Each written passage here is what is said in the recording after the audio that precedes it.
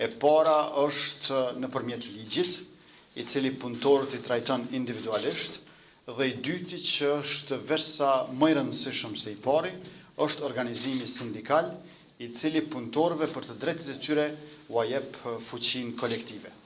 Në këtë aspekt, ne me qeverisjen tonë do t'i inkurajojmë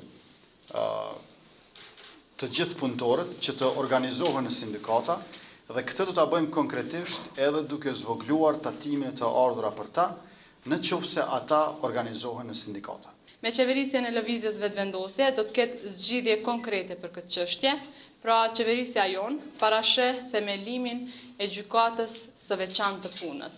Themelimi i kësaj gjykate, e cila do të jetë gjykate specializuar për konteste nga marrëdhënia e punës, do të siguronte një trajtim të profilizuar të këtyre kontesteve, duke përgatitur dhe angazhuar gjyqtar të profilizuar për zgjidhjen e lëndëve nga këto konteste. Sa i përket pushimit të Leonis, dihet që kjo çështje nuk është rregulluar tek ne mirë, dihet që për shkak të pushimit të Leonis ka pas diskriminim shumë të madh të grave në Kosovë. Ne mendojmë ta rregullojmë këtë çështje kështu që kuptimin që 50% e mjeteve financiare financohen nga ndërmarrja, ndërsa 50% financohen nga shteti.